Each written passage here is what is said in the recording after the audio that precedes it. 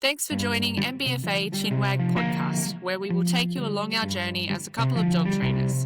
We live here in the beautiful northern rivers of New South Wales on a 72-acre property, and life here on the farm is full of stories.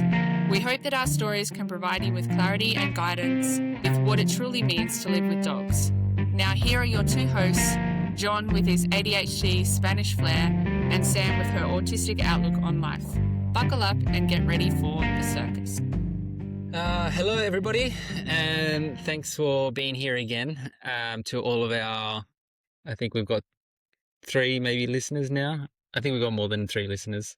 I'd say 3 solid listeners. 3 solid listeners. So this is a second recording of the podcast that we actually already recorded about a week ago, which absolutely failed. It was glitchy. It had so many issues with the recording itself. So we're back here a week later to re-record. Yeah. So annoying. And like, it's just been a long week for us as well. And we're kind of we're in the mud of so many things going on right now as well. So if we sound negative and maybe...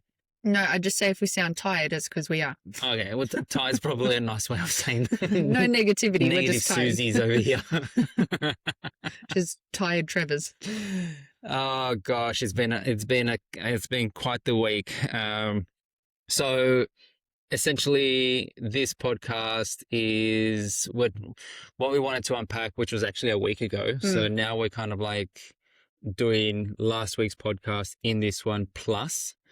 So the original podcast is like going through what we've been through with Paco.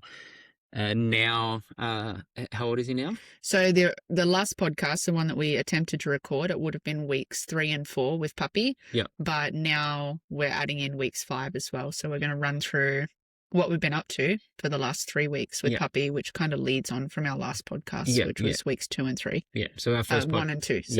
First podcast was based on our first 2 weeks, and now it's 3, 4, and 5. So yeah, as we said, we're kind of gonna go through what some of the differences were in the first 2 weeks versus this chunk, but then seeing if we can discriminate between like each of the weeks. So week 3, week 4, and week 5, because we've certainly seen like a few developments across those weeks in just the last 3 weeks. So maybe let's unpack week 3 and 4, and then obviously in the last week that's a bit more. Okay, if you can do that, that's fine. For me, it all blends into one, so I'm just going to unpack it all. Just verbal diarrhea over the mic. We have 2 microphones now, so we are coming up in the world a little bit. Sam's got her own microphone. I've got my own microphone. We've probably fucking ruined this as well. Sam gives 2 shits. She's going to be sipping on her coffee over the mic. Don't really care about it. And also, we're trying to squeeze this podcast in while like all the dogs are sleeping this afternoon. So we're fucking like on a time frame right now. So we've got 10 minutes left. Yeah, that's right. We've used our first free 10 minutes on just this stupid intro. They've been napping for 5 minutes. We've got 10 minutes left. All right. So, Sam, what's like the first, like, what did you notice the difference between week 1 and 2 versus going into week 3 and 4? Like, what are some of the changes that you've seen, whether they've been like good or bad or positive or negative or challenging or easy? What are some of the changes that you've seen in Paco? In him per se, and then like what are some of the changes that maybe we've had to do Yeah, so in him personally, in comparison to the first 2 weeks that we had him, definitely seen more of him being settled in situations that he would have previously found difficult. So that looks like him getting in and out of the crate in the car now is easy peasy. He understands the criteria surrounding that. He's understanding that we get out, we do the thing. When we're on the road, we get back in, we have a rest and a nap. Weeks 1 and 2, he was kind of fighting that. Yeah. But now he's like definitely into the swing of it and he understands it. And I would even say that he's enjoying it. His off switch is developing a little bit better as far as being able to flick him from work mode into calmness in a group setting. Yeah.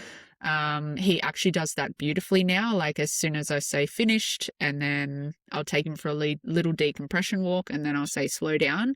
He does that very easy now. He used to struggle with that in the sense of he used to just scream the entire time. Mm-hmm. Now he doesn't.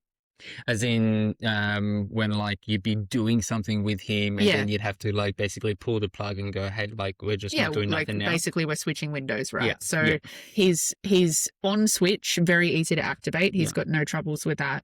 His off switch, he kind of still needs a wind down into it. Yeah. But it's a lot, like as far as time goes, he's getting quicker at doing it. He's fighting it less. He's starting to understand the concept of, like there's a time to play. There's a time to go ham and do the thing. So he's okay with that in the sense of, all right, now's the time to rest because I know that the window to play or the window to work is going to open up again without a doubt. Yeah. Like he's not fighting that anymore. So those have been real improvements. The other improvement has been his composure around food when it comes to feeding times. Weeks 1 and 2 were tricky. Sure. Yeah, for sure. Week 3, 4, and 5, he's progressively getting better and better and better at meal times. He's starting to understand what we need of him, which is not much. It's just, hey, keep your shit together while we're dishing up food. Yeah. We don't scream. We don't jump around. We don't carry on like hooligans. Yeah. That's also a place for calmness. Yeah. And he's starting to get a real grasp on that as well, I would say. So, I mean, like, I know for all the people that are listening, they'll probably see us throw around like terms like windows. We call them modes, but like windows and modes are the same. We just use the word modes because that's a bit more relevant, makes more sense to us. But like those windows of you were just mentioning before, like going from doing something to going for like a walk and not doing too much to staying stationed, essentially calmness. So basically there's a time and a place for everything. Yeah, right? That's right. But what I'm trying to get at is that you're basically enforcing the pictures. Yeah. Yeah. Yeah. And the criteria that goes with them. Yeah. And making sure, I guess, obviously being consistent in trying to produce those pictures. So not misrepresenting the picture, as in like saying, hey, slow down, and then, you know, letting Paco run off after a bird. I think the way to describe that, and I'm pretty sure we said it in the failed podcast that we did, was that making sure that you follow through with everything that you say. What you say is what you mean. And as you said, if I cue calmness, that doesn't mean we get to dick around on the end of the lead. It's, hey, no, we're in calmness. And then making sure that we hold ourselves accountable to making sure that that happens. And then not only that, but then also joining the puppy in what that looks like. So regulating them through that moment, helping them understand what that moment means rather than just letting them try and figure it out for themselves. There's been, I think I posted something on our social media a couple of days ago, but we were listening to a podcast. I can't for the life of me remember what it was, but they were talking about, the term they used was co-regulation when it comes to puppies. And it was so beautifully described that it just stuck with me, because that's exactly what you do when you're raising a puppy. They were specifically talking about working line puppies and how it's important to let them feel the full spectrum of emotions, but at the same time guiding them through those emotions and getting them through those moments, rather than having a puppy who you suppress the shit out of. They don't get to feel the full spectrum of emotions. And then when they do, they're left to deal with it on their own. So we've been doing a lot of that with him. Like, I would say that is what we do most out of everything. Yeah, for sure. And even if like, by you saying like not leaving him alone in that space. So even though it might be something like, you know, you might say slow down, or like even with the crate training as an example, like leaving him in there and walking away, like if you're observing that moment, we are kind of like leaving him there in that moment, but it's more about like you've created a controlled setting. That's right. So that you know what exactly the outcome is going to be. You know what you need to do. You've got a strategy behind it. Yep. It's not like literally you've left him at home and now you've gone to work and for him to deal with his own emotions on his own. Yeah, for 8 hours, and he's also got full access to the house. That's right. Like that's no. Like we've like locked it in more so in the last week where you're capitalizing on moments of like capturing a trainable moment of him being in the crate and then walking away, but knowing exactly what your strategy behind that is. Yeah, that's right. I mean, in the crate, in the car, and I was actually saying this to John, I think it was just yesterday, like it's so cool seeing how contextual dogs are, right? So in the crate, in the car, he's fantastic. He goes in there, he goes straight to sleep. There's no... Like he absolutely understands what that space is. But if you pop him in the crate in the lounge room, it's a totally different picture for him, right? He struggles with, well, he was anyway. Well, he's doing better. Like if we're going to talk about week 5 stuff now, like we've been doing some crate training in the house. We've had to kind of make sure that we organize it well because he is a screamer. And our older dogs struggle with the vocalness of his screams, especially when it gets to a point where it's quite loud. So we've been purposefully setting up moments where John takes the older dogs out in the car and then I do the proofing of the crate at home. And he's doing loads better. Like it's not, we were talking about this too, like it's definitely not separation distress whatsoever. It's just a serious case of FOMO. And it's also why he fights his sleep because he's just got a fear of he's missing out on something really cool. So obviously like ways that we help him through that are, you know, like when he needs to rest, for example, we'll sit down with him and we're all purposefully very still. We allow him to wind down, go to sleep, and then we'll go about our business. Because if we didn't do that, he just wouldn't switch off. That's right. I mean, like he's built to do things. That's right. Exactly. But at this age, he needs more sleep than doing of the thing. Like he doesn't struggle doing the things. That's right. So the bit that he struggles with is like going, hey, clocking off. That's right. And it's a neat lesson for me too, because I'm the same. So I've really struggled to stop and be like, okay, puppy needs a sleep, so that means I've got to stop. And I sit there feeling like I've got ants in my pants, but I'm trying my very best to portray that, hey, we're all going to go to sleep here. So that's actually been a good lesson for me as well, which is, you know, nothing unusual where a dog is teaching you exactly what you need to learn. One of the things that I suddenly noticed in week 3 and 4 versus week 1 and 2 is that into week 3 and 4, and I'll talk about week 5 a little bit because I'll like add to this, is that week 3 and 4 we gave him a fair bit of like choice, so decision making. So we gave him a little bit more of a buffer space. We allowed for him to have like little moments of, let's see what decision he decides to make, because he was actually making some really good decisions. He was, being the key word. And this is exactly what I wanted to talk about, because I think it's important, like for the people who are listening, is that having a puppy is a fucking roller coaster. Like, he was making good decisions. So he... This week, not so much. Like if people...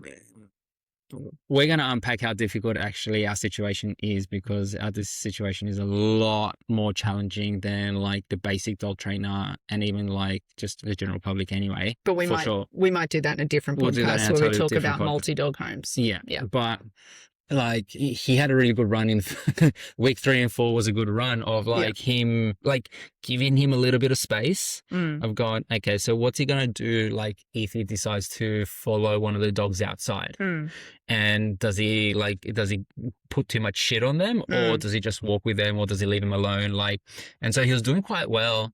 I think we'll both agree that we gave him a bit of space there, but this is where like, again, being the dog that he is, we kind of found ourselves in a situation where like if you give him an inch, he was taking 2. And so then he got a little bit daring and started to like be a little bit making some dumb decisions, and so then we had to kind of rein it in a we little reeled bit. it back. So in week 5 was more of us like reining it in a little bit, because what we didn't want is for him to get into like this habitualness of That's making right. shitty decisions. Exactly. Yeah.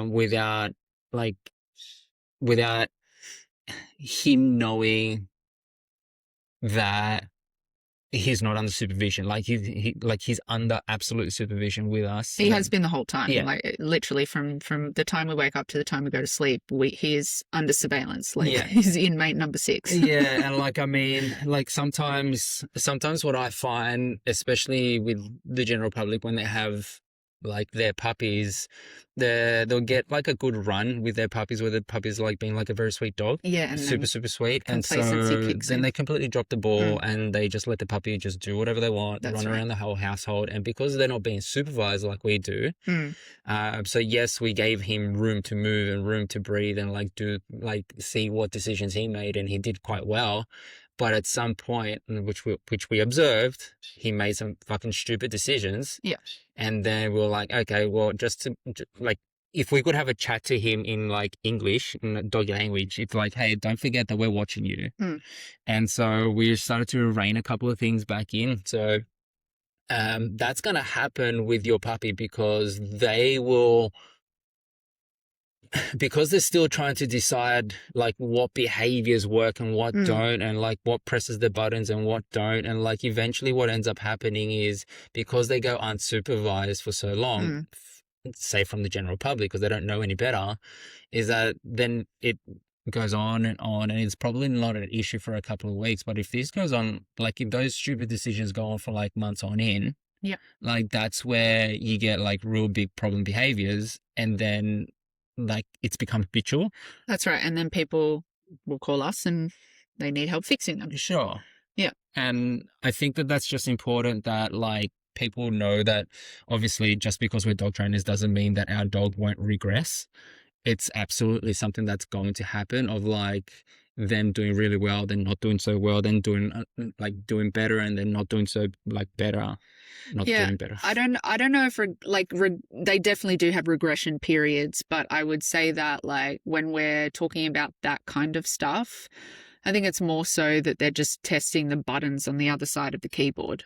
Right. Yeah. So if you think of like a keyboard full of buttons, and for 2 weeks he was pressing all the good buttons, and then he was like, oh, well, there's buttons over there, so I might tap those too. He discovers new buttons. That's exactly right. And then in him discovering those things, we're like, oh, no, like that button, we don't press that button. Yeah. So essentially we guide him through that moment and help him make a better decision.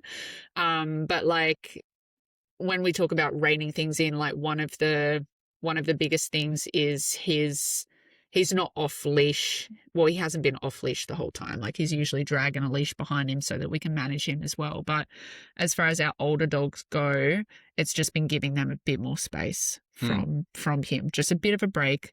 And it's not that, they were all pestering each other. It's just giving our older dogs a bit more space so that they can actually go about what was normal to them before the puppy came in the picture. I think that's been a very important thing for our other dogs, to feel calm and like their whole world hasn't turned upside down. Yeah, definitely. I think with our guys, our older guys, them going for walks on their own without him, that's right, has been like a super important. They've really appreciated it. Like, we still try and take him out for walks with him so that he's part of the picture, but then taking them for walks without him. Yeah. Without the thorn in the rib, no, thorn on the side. Why do you do this? The bend in the foot. Is that the saying? Well, we'll just say without the little poo head, because that's what he is. His nickname is the notorious PB. PB. We say that he suffers from PB. Poo brain syndrome. Oh, poo brain syndrome, yeah. He's got a terrible case of PB. We end up saying to him, is there poo coming out of your ears? And he literally looks up, he's like, yeah, there is. Yeah, there is. There's heaps of it. What are you going to do about it? So I think from going from being like week 1 and 2 where he was not really making dumb decisions because he was leaning on us so much um to week 3 and 4 where we let him have a bit of a breather, see what buttons he decides to press, to week 5 where he started to like press the wrong button. So what we did was just rein him in on this week. So we'll just, as I always say to people, you want your dog's world to expand based on their behavior. That's so right. like that's something that actually I think puppy owners don't understand as well, is that like, they'll say something along the lines of like, in what week should my dog be doing X? And it's never that. It's more like, allow for your dog's understanding and knowledge and behavior, like based off their behavior, obviously, because that's how they demonstrate themselves to us. Like we're reading their behavior. Based off their behavior, you should allow for your dog's world to either expand or decrease. So increase or decrease. Yep. Obviously, if they're not making right decisions, allow, like be okay with like closing in on that space so that, you're navigating them a little closer. But if they seem to be making all the right decisions, allow for there to be a bit of a wiggle space and a little bit of autonomy. Like, would you agree with that? Yep. Yeah. Yep. I guess the other thing that's really, really noticeable, and I suppose like even though he's our puppy, we've definitely noticed how big he's grown. Yes, his like physically. His physical changes. So we've had clients that have been like, oh, we didn't even recognize him. We didn't even know that was Paco, like because they hadn't seen him for a week. Yeah. His physical changes are quite amazing. He's putting on about 800 grams to a kilo a week. So he's still, he's growing as he should be for a large dog. Like anything more than a kilo, then you're probably overfeeding the dog and all that kind of stuff. But yeah, he's currently sitting at 14.4 kilos as of this week. When we got him, he was 7.1. So he's quite literally doubled in size. Yeah. He's mostly fluff for sure. But he's like big and meaty too. Yeah, like he's a pretty solid boy. And then also like obviously his ears are standing up now, I'd say 98% of the time. Yeah. His face is changing. So he's not got the smushed puppy face anymore. He's getting that really beautiful regal German Shepherd snout going on. Yeah, so he's definitely changing. His little testicles are coming through now. So that's going to be fun when we get to that point. But yeah, he's doing really well. Yeah. He's doing really well. I think that like his physical growth has definitely impacted what he's been able to do too. Absolutely. Like he's big enough to jump onto the lounge. Yeah, he's big enough to jump wherever he wants to, basically. Yeah. So that's been a definite, like a very strict rules on our end. He's also made some shit decisions over that. Like, he's trying to like jump onto some of the dogs while they're napping. Yeah, that's right. Because he can now. That's right, because he can. Yeah, so that is that's a whole type of management in itself, as far as his physical capabilities go. Because as he gets bigger, he's like, oh, I can actually do this and I can do this. And obviously he's not got great coordination, like it's developing, but he still walks into gates and doors and all that kind of stuff. So that's been a massive change. I did notice like at the back here, we've got like a little rock wall that's, probably about half a meter high. And in the first 2 weeks, he didn't even think of it as like it didn't click to him that existed. And then when he started to make shit decisions was when he eyeballed that like half a meter drop and he was like, I could probably fucking do this. And that's where like I know on the walks that I took him around the back where basically I capitalized on that moment as a trainable moment again, because we are looking over him quite closely. That's where I taught him like leave it. Yeah. Leave it, don't do that, that, no. So he got his like first, like, I don't know, not his first, but I'd probably say his first aversive in the sense of just pulling him away and going, no, don't do that. Yeah. And like he clocked that, he registered that. So I haven't seen him try and test that, and I'm sure that he might again, but again, he's like still a puppy, but he's like a big puppy, Yeah, and he's only because 13 weeks old. yeah, but because his size has allowed him access to things that he didn't have before, e.g. like jumping on the lounge, that now he's like double guessing things that he like initially probably didn't think that he could, but now he's like, maybe I can jump off this little ledge, and those are things that, again, it's so important to supervise your puppy That's so right. much that, like accidents can happen for sure. Yeah. But like so many other things can happen, like that come along with that as well. I had a client just a couple of days ago that just because like they weren't supervising their dog well enough, the dog actually chewed through an electrical cable Oh, and gosh. got hit by the electricity. Oh my goodness. And No. the puppy's fine. Yeah, but that's but that too sucks, much. right? Yeah. Like, and That's horrible. accidents are inevitable, but it's one of those things that, like, if you can, I mean, we say this all the time with puppies, like, compartmentalize your home, Yeah. have them in the same space that you are for a little Yeah. while until like the behavior shows differently. Yeah, that's right.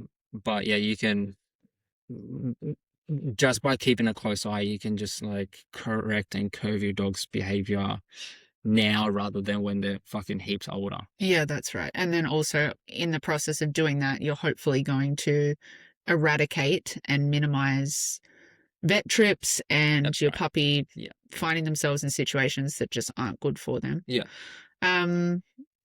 I think can I talk a bit about week 5? Yeah. I think one of the most exciting things that I've seen in the week that we've just had has been his play development. So he's obviously, puppies are playful. They think that everything is a game. They think that every item could be played with, and they're somewhat right. But actually starting to see his understanding of the play window.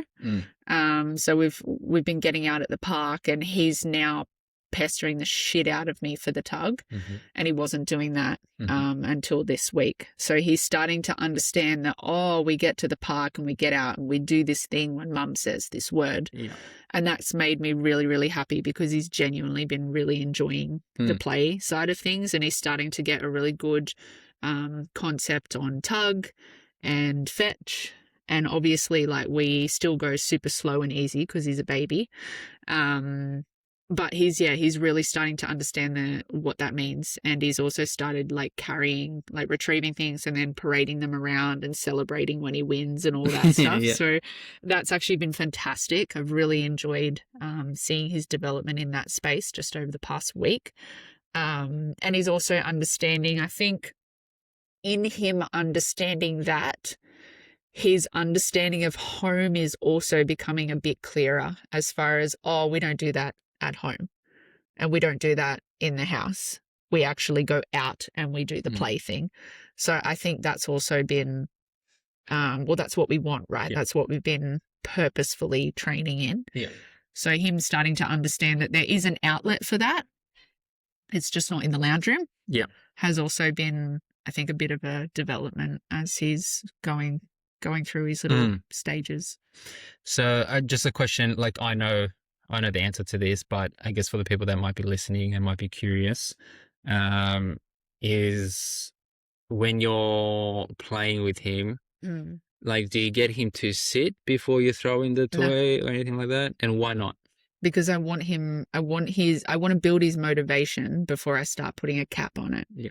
So I like that I get out the car and he's mugging me for that toy. Yeah. He's going, no, give me I want to play, I want to do the thing.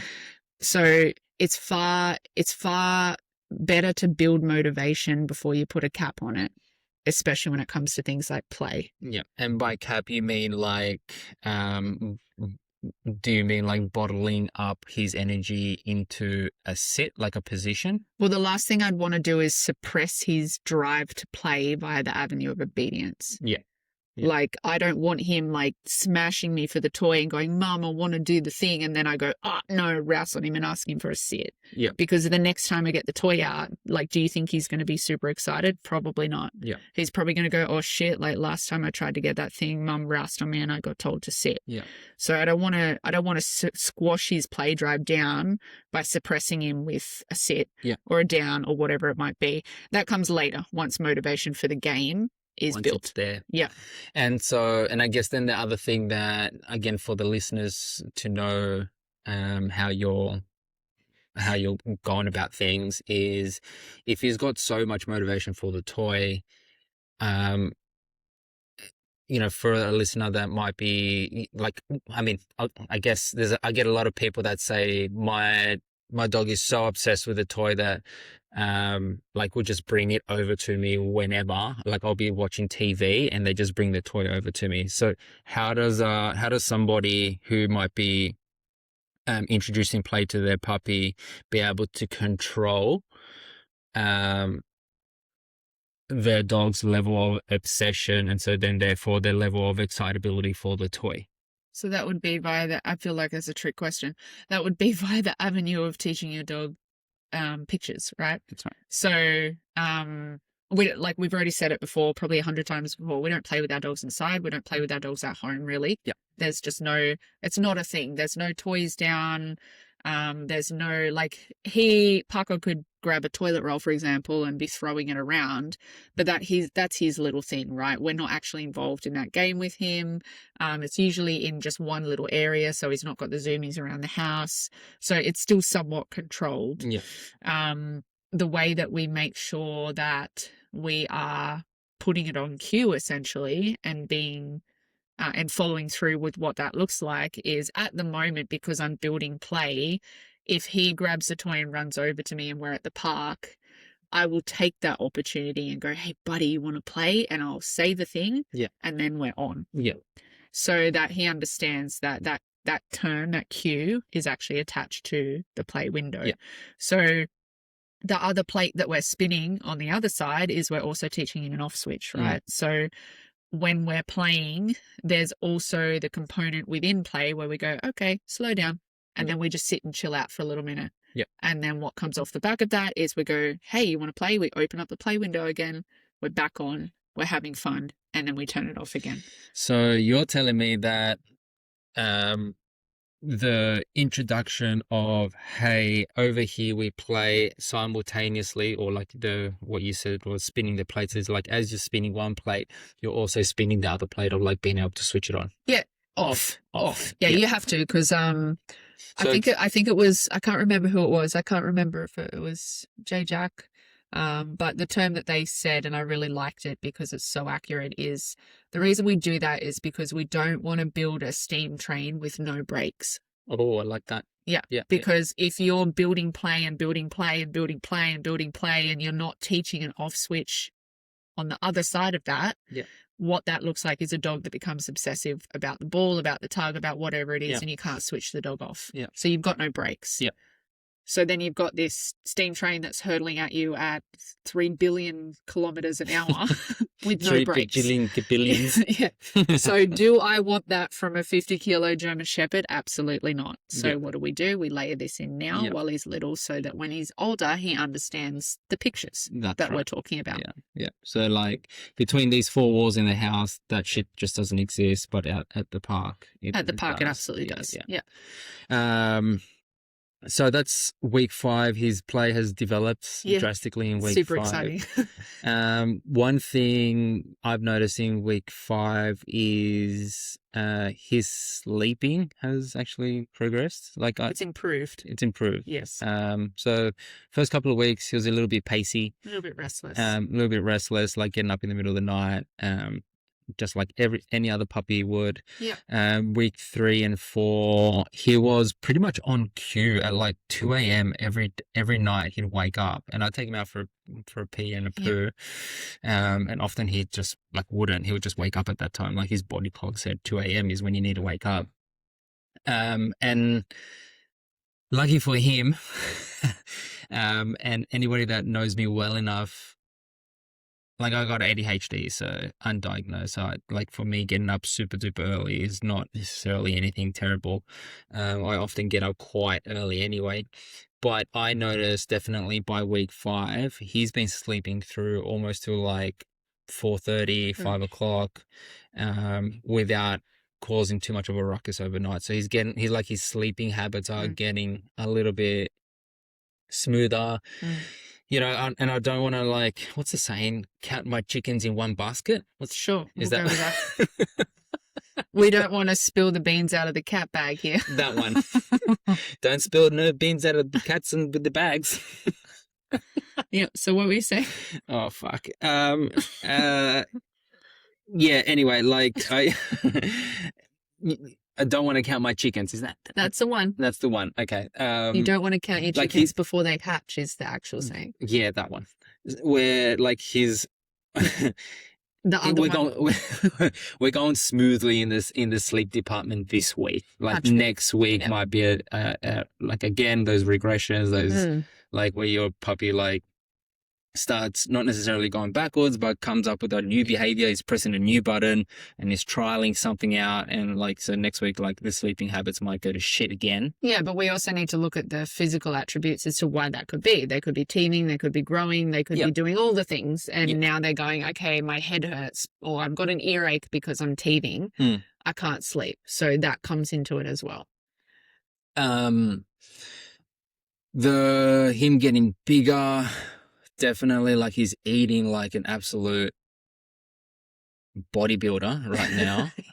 he's in his bulking phase. Yeah, and he's eating a lot. Mind you, he's not fat. He's quite lean. He looks really nice actually. He looks really, really good.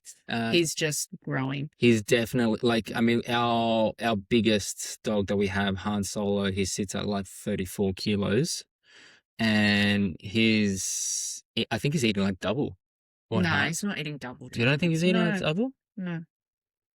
I don't know. Well, he'd be at least the same. Yeah, absolutely. For sure. But he's definitely not eating double. He's not a 60-kilo dog. Okay. Well, anyway, he's eating a lot. He's eating a lot. We've got him eating breakfast, lunch, and dinner. His lunch is his training session. Yep. So he eats kind of like on the go. So whenever we capture a little moment, we've got 5 minutes here, we'll use Prime 100 for our training sessions. Prime 100 dog roll. Yeah. Cold, fresh. Yeah. I don't know I think they're par cooked. The dog rolls, are they par cooked? Honestly, I really don't care. Okay. Well, all right. I really don't. Hold on. No, that sounded awful, but I just don't want to go down the rabbit hole of now we're looking up Prime 100 on our phones to see if it's par cooked. Like it is what it is. Okay. Well, Prime 100 dog roll. Look it up. Prime 100 dog roll. We have used the dry stuff. Yeah. Wasn't great. Well, I mean, like it's still better than a liver treat. It is. But nothing beats the Prime 100 dog roll. Yeah. We don't, just like for anybody that might be listening, wanting to find out like what we use for training, like we don't use shit. Liver treat is, you know, if I'm going to give my dog a liver treat, it'll just probably be one from the vet clinic and that's about it. But it's not a whole training session with liver treats.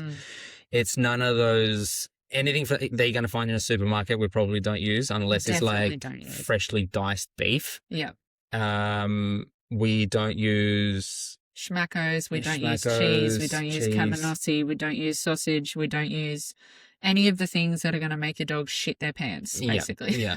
So it's like, and the reason for that is like, yes, okay, so they're going to shit their pants, but it's because like, you know, imagine a third of your dog's daily intake of food is like through a training session is cheese. Right. Exactly. You know, and that's not like, that's not going to serve your training session well. And surely enough, your dog will do the thing for the cheese in that moment. But moving forward, that's not like, that shouldn't be part of a daily intake. No, because like a daily diet. Yeah, because what we're looking for when we're feeding our dog, even through training, is a complete diet, right? So, he's still a puppy. He should be getting lunch at this age. Yeah. So obviously we want to be making sure that the food that he's receiving for lunch is completely balanced, a full diet. Yep. It's got everything he needs as far as nutrients goes. Yeah. He's eating bones. Yeah. Smashing his bones. He loves them. I guess the other thing there too, so that people know what to do with the training sessions is like if our dog is doing a training session, that that's part of the daily intake. That's not on top of, is it? Like it's not like he gets 3 meals and then a training It's session included in in the 3 meals. his in Yeah. his intake for the day. Yeah, that's correct. So we usually tell people to keep an eye on that because we obviously don't want to be overfeeding our dogs That's either. right. We don't want, especially for a big breed puppy, we don't want them to be stacking on heaps of weight. We don't want them to be growing too quickly. So yeah, we definitely are very conscious of how much he's getting, how often he's being fed, all that kind of stuff. And then obviously what the food that is being put into his little system is I top think it's quality. just important for these guys to understand that, because sometimes you'll see that like people, the general public again, Yeah. if they don't know, Yeah. they'll give the dog breakfast and then go out and do a training session straight off the back of that, and then the dog is refusing the food, which means that the dog is most likely refusing to do the behavior, Yep. whatever it is that they're trying to train the puppy to do. And then the unfortunate thing here in this moment is that because the puppy, obviously, if you don't know, you don't know, but most people might perceive it as the puppy being disobedient, and then they'll inject human emotion into that moment and then get really upset with the puppy because the puppy's not, doing a sit. Do you know what I mean? So I think it's important just for the guys to know that, like, if they're going to do a training session, the food that they use in the training session is part of the daily intake. So whether you're training the breakfast, you're training the lunch, or you're training the dinner. Yeah. It's part of that intake. Yeah, it's not necessarily like an add-on on top of that. Yeah. The other thing that we've been doing a little bit more of in week 5 is just planting the seeds of a few more things. So not necessarily skills that he's gonna be 100% on now, but stuff that we're essentially starting now, which we aim to finish a little bit later with him as he gets a bit older. So he had another rep on the slap mill yesterday, and that was quite literally maybe 1 minute long, 1.5 minutes long, where we just practice getting on it and getting off it. Yep. Getting on it, getting off it. So that, like, we're just continuing to plant like little seeds around the slap mill. I noticed that you did some stuff on the spring pole, as in, like, because we've got it's only like a meter off the ground at the moment, but there's like some things hanging from it. Yeah, I hung a heap of stuff off the spring pole, and he's been he's just been running up and grabbing the bottle, like empty water bottles on there, and having a tug of it. And I've just been like getting him a little bit used to what that picture might look like, and he thinks it's fantastic because he gets to run around and things are bopping him in the head, and he's like, this is great. So yeah, just planting the seed on that as well. And like as he's tugging on it, I'm just like, good job, boy, good job. And he's like really like digging in and having great fun with that. But again, it's nothing too serious at the moment because he's a baby. And then we've also been planting the seeds today. We did it. And then I've been doing it throughout the week of some positional changes as well. Yeah. In between downs and stands. And again, we're just taking everything really slow because he's a puppy. So that session was maybe 3 minutes long. Yep. But again, just getting him to understand like a few things of what that looks like, not being serious about it or anything like that, but definitely starting to implement a little bit of leash pressure in the picture with that. Yeah. And then we also did a bit of stuff a couple of days ago on the slip lead, and sort of just started layering in leash pressure in that space as well. So again, that session went for maybe 1 minute of just sort of introducing him to different pieces of equipment and all that kind of stuff. So when we go back to either the slap meal or the spring pole or whatever it might be, when we go back to the thing, he's already kind of familiar with it. Yeah. The one thing that I've noticed, again, for the people that are listening to this, Sam is the one that's predominantly doing all of the training. I'm mostly like looking over some of the training, not all of it, but some of it, and just chiming in whenever Sam needs a bit of a hand with something. Yeah, so a good example of that was John was hitting me with a stick today on during our training session. Okay, well, we're gonna have to put a video of like what hitting Sam with a stick looks like. I just so that everyone knows, the stick never broke on her. It's not like I broke a fucking wooden spoon on your back. It was hilarious. Essentially, like I am asking John to really tidy up my markers, my timing on all of those things, just so that it's very clear for Paco. And also because I wanted to develop more in that space. And then, so John's little tap with the stick was essentially just tapping you when to mark, tapping you when to treat. Move. Yeah, all that kind of stuff. And Paco thought it was great because he's like, oh, Dad's waving a stick around Mum and he's smacking her with it. And for a moment, he's like, I really want to latch onto that stick, but I guess I'll just hold it down. Yeah. And on that note, like, I think he's down for sure. He's like quite good, but him in middle. Oh yeah. He's nailing. Can I talk about what we did today? Yeah, absolutely. So his middle is fantastic. I've been proofing that for a little while, but today we went to the vet clinic and our wonderful vet Julie, our one listener from the very beginning. Our one loyal listener. She was helping me proof his middle in the vet care space today. So something that our older boy Han Solo does is he holds a middle while they're drawing blood from his jugular whenever we need to take blood from him. And it's something that I wanted Paco to be able to do. And obviously we're going to layer that in now before he needs it to be done. So by the time he needs a blood test, he's very familiar with what that looks like.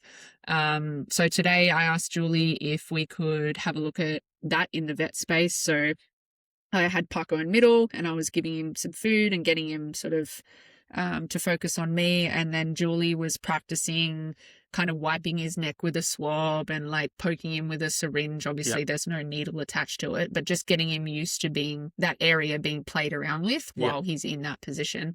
And he absolutely nailed it. Like could not have been more proud of him. There was one moment he disengaged from me and looked at Julie, but that was because he wanted to bite the swab that was in Julie's hand. He's like, oh, sweet, I'll play with that.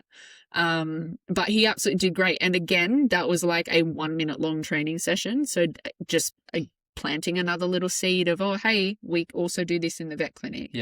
And we'll continue doing heaps of that as he develops because, again, we want him to be okay with that kind of stuff happening and him not finding it. Like, he's obviously going to find it stressful, but he'd find it way more stressful if we weren't doing the reps.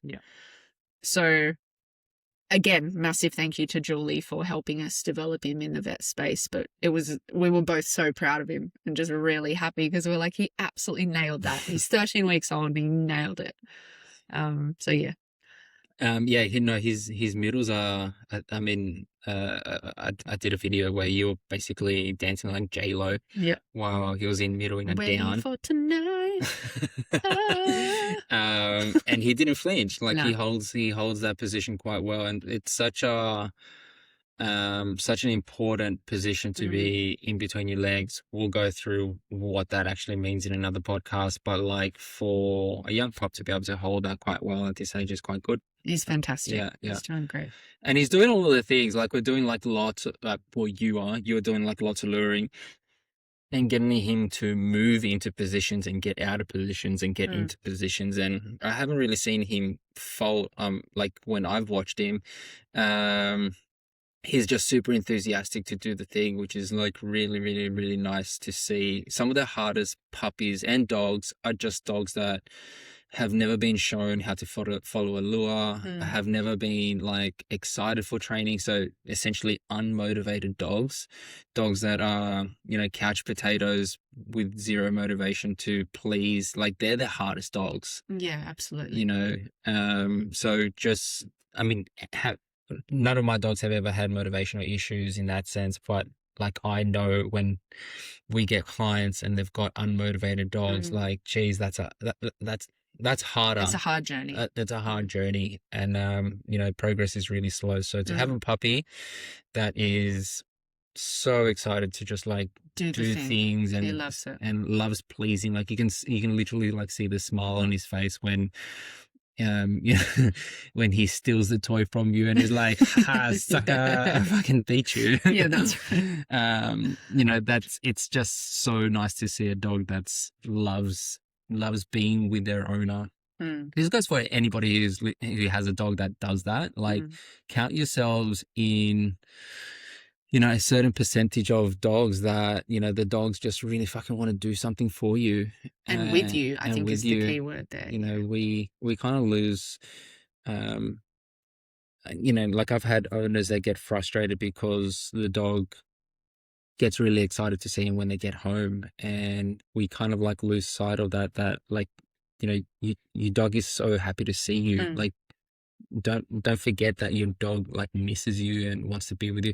They're one of the few animals literally on this planet that is like, that will wake up in the morning and go, fuck, what are we going to do? Like, let's go conquer the world together. Other animals, some animals, we won't mention them, but, you know, they basically want to conquer the world on their own. Oh, you mean cats and huskies? Just those two. Yeah, they basically and dingoes.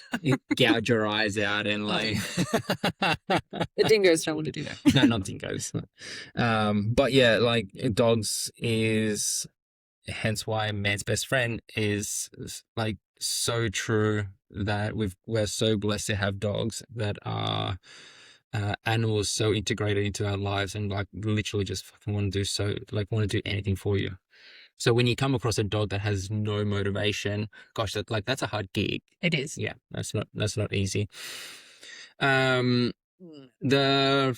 kind of like touched on it here and there by being a little bit more specific, but like the balance between like training sessions and just like lifestyle learning.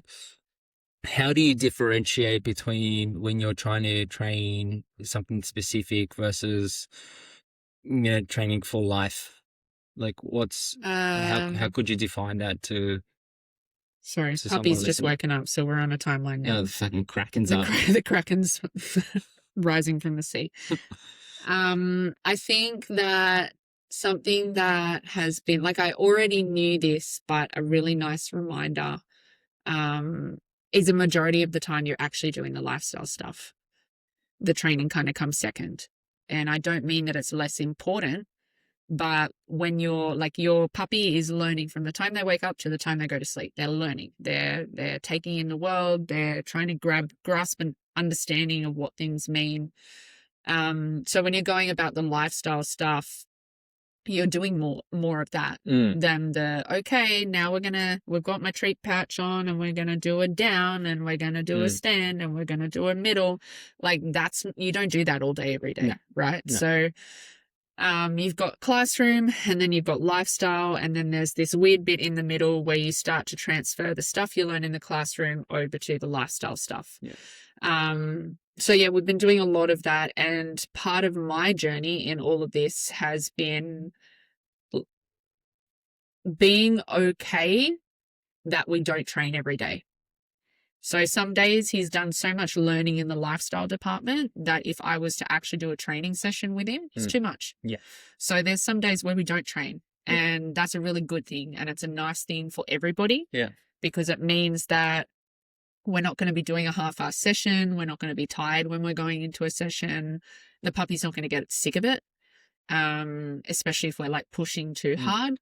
So I think just being okay that you don't have to train your dog every single day, but also being mindful that like the definition of training is so tricky to like have, like, I don't know what I'm trying to say. The definition of training is tricky because your dog is learning all throughout the day.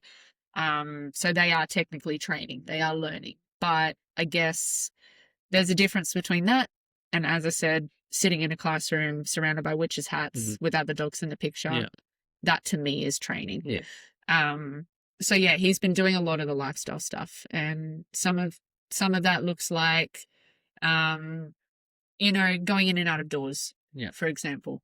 Do we barge through them head first? No, we don't. So we're going to learn how we go in and out of a door. Going in and out of a baby gate is another really good one. Yeah, I think that's where, again, sometimes the general public, they miss those opportunities and miss this should be a trainable moment. That's right. Exactly right. Everything is a trainable moment if you're doing the thing with your dog. Like if your dog has a beautiful handle on whatever it might be, then, that's fine. But sometimes, like barging through a door as an example, we kind of just go through doors and our dog just runs past like underneath us and out into the backyard, and we don't really think too much of it because that's not really a big deal. Well, but in our household it is. We've got 6 dogs. For sure. Like in our household, definitely it is. So, but at some point, like for the general public, people who only have like 1 or maybe 2 dogs, that might not necessarily be an issue, but that could manifest into something that's dangerous in the sense of you open up the front door and now your dog barges through and now is on the road, potentially getting run over. Exactly. Rushing another dog, or do you get what I mean? Absolutely. Yeah, no. I think capturing all those moments is really important, and then also not rushing through them. Yeah. A lot of the time, because people are so busy nowadays, that's right. their dog will try and barge through the door, and because they're rushing around themselves, they'll just let it happen, and then that happens over and over through the door becomes the norm. So I think I'm proud of how purposeful we've been in that space where we do actually, it doesn't matter whether we're rushing or not, we stop and we go, oh, wait, hold on, we actually don't do it that way. Let me guide you through and show you how I need you to do it. Let me paint the picture for you so that you understand it. This is a criteria, and then we'll do it together. Yeah. And that's rinse and repeat every single day. Like we go to open the baby gate, and what do we say to him? Hold on. And then he's calm and we go, okay, open the gate. So we've been doing that with him since we got him. Yeah. It's the same with the door. And when we've got multiple dogs there, we let one dog out at a time, say the dog's name, door opens, that dog goes out, door closes, next dog. And he's learning the picture of what that looks like. Yeah. So if he's doing all of those things throughout the day, there's just sometimes not room for him to have the brain, the mental capacity to do a training session on top of that. Yeah, because it's all learning. It's all learning. Exactly right. And because we're probably getting to the time of like wrapping it up anyway. Yeah. So I just kind of want to finish this off on just one thing, which is what's one thing that you're not worried about training your 13-week-old puppy Meow? As in one thing that I'm not teaching him right now. Yeah, just one thing. A sit. A sit. I don't give a shit. So are you like creating the shape of a sit? You just haven't called it a sit yet? Is that what you mean? I wouldn't say that I've even created the shape of it. Okay. He's doing it on his own in the sense of when I say hold on at the gate, he'll sit. And then when he's calm, I'll say, okay. And he goes through. Yeah. He does it at the side of the road. I haven't asked him to, but I'll say, hold on before we cross a pedestrian. He'll sit. And then I'll go, okay. And we walk. But I haven't actually asked him for a sit. I haven't shaped a sit. Yeah. Personally, for us, the reason that I haven't is because I've got a whole heap of other things that I could think of that are way more useful than a sit. Yeah. Like him just being still. Like at the vet today, for example, he hopped up on the scales, had food there. I got him into a down, got him into a stand, asked him to hold that, just went, hold on. And he held it beautifully, got his weight, off we went. Yeah. I would rather do that at the moment than try and jam him into a sit. Yeah. So yeah, it's kind of funny when people ask him to sit because he just looks at him and goes, what? Yeah. Yeah. And I'm like, that's my boy. He doesn't know sit. No, that was something I was adamant on not teaching him right now, because the amount of dogs that we've worked that you have to work the sit out of them in every single situation. It drives me insane. Yeah. Like if you ask the dog for a heel, it immediately sits. If you ask the dog for this, it immediately sits. And it's so difficult to work it out of the dog. And I could think of 5 million things that he could focus on and be doing better at than a sit. That are way more important. Like, would I prefer him to hold on at the side of the road and not drag me in front of a bus, or would I prefer him to sit? Probably the first one. So I think, no, I'm not. I probably won't be teaching him a sit for a very long time. Yeah, I He's think. doing fine without it. Yeah, I think with the sit, I think the problem is like, Overused. you know, yeah, that's right. If Yeah. anybody that might be listening to this, the reason why we don't really do that is because it gets so overused, so we just don't promote it. That's right. Right. So he's doing it on his own. yeah, he can do it on his own Yeah. for sure. Like if that's something that he chooses to do, right. he can do that. Yeah. But I think what we agree on is that like downs are a lot harder to teach a dog. Yeah. Because it requires a lot more action for the body to do. So there's more performance. Yeah. And then a stand is a lot harder to learn as well because like a dog already stands. Exactly. So to get that on cue is a lot harder. So we're basically starting like backwards in the sense of starting with the two hardest positions, down and stand, because they are opposites. One is standing, one is laying down. And then I think that with the general public anyway, they often like mush two things together. Exactly. So they'll go sit and then down. Yeah. And then they'll mush it to those two things, and then the dog gets confused. So whenever someone says down, the dog sits. Exactly. Or when they say sit and the dog downs, and they don't have a clear understanding of what those two positions are. So yeah, I do like people just, unfortunately, they use sit for this, sit for that, sit for fucking everything. And then the dog's whole life is actually dependent on the sit. Like and the sit's shit anyway. Like the dog's whole the life dog thinks it's shit. Like the dog. Well, it is shit because they spent their whole life doing the sit, and the sit is crap because they haven't actually there's no stability in it. There's no reliability in it. So the sit is shit anyway. And then they end up using the word sit more than the dog's name. Yeah, that's true. Yeah, the dog's name is Sit. Exactly. I think the thing with the Sit is that because it gets so overused that like the dog just loses motivation on like, I guess one thing that we're very adamant on, and we'll end up doing a whole nother podcast on this, but is like not losing the dog's attitude towards training. Yeah. And like making sure that we've got our dog's spiciness, our dog's sassiness, our dog's like, you know, excitement for life to still be there and not be just like over drilling the sit. Because that's what they learn in an obedience class. Yeah, that's right. And I want to add on to that. The other thing that I'm not concerned about right now is him jumping up. Yeah. So obviously there's going to be moments. So for example, when your mum visits, he's not going to jump on your mum. Yeah. How are we going to make that happen? We're going to manage the dog. But when it comes to me, and I know you're the same, I don't care about his jumping up right now. Like I want him to be enthusiastic for the food. I want him to be enthusiastic for the toy. Like I want him to be all up in my grill because that's what we're promoting, right? So at the moment when he jumps up, he's not getting roused on. I'm not going to like encourage it and be like jump and jump and jump and jump and jump. Yeah, like he's not getting a reward for a jump. That's right. So if, for example, as in like a treat reward. We get the training treats out and he jumps up because he's like, fuck yeah. Like I don't rouse on him. I just wait for him to put all 4 feet on the ground and then I'll go good and give him his food. Yeah.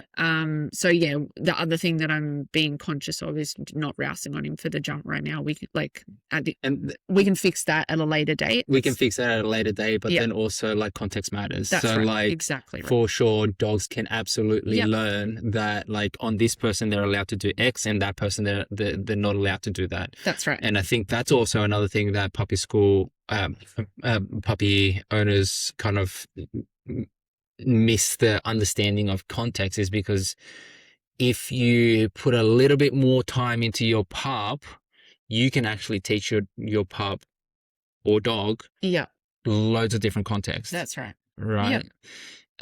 You can like this is how dogs know, like if there was 8 people sitting around the table and one person was giving bacon to the dog, like the dog absolutely knows, well, this person who gives me bacon, I'll just hang with them. Because they understand context matters, that like there's an advantage here but not over there. That's right. Yep. We should probably stop babbling. Yeah, like we could go on for a little while, so maybe I think we'll cut it. We'll cut it there. It's been a long week. I need a shower. Guys. I need a shower. I'd probably like some food at some point. Yeah, or maybe another coffee. Maybe even to just watch the World Cup would be nice. Just one game from start to finish. Yeah, the World Cup has been great. I've been really enjoying the World Cup. Oh, I'm glad you have been. Oh, well, I've been like, While you're standing in the lounge room mitigating the like dogs. I look like a fucking chameleon with one eyeball on Paco in the kitchen and one eyeball on the game being played. Meanwhile, John's like, "This is a great game, babe," and I'm like, "Oh, fantastic." Anyway, Anyway, thanks guys. Thanks, Love you guys. all. Much love. Bye. Over and out.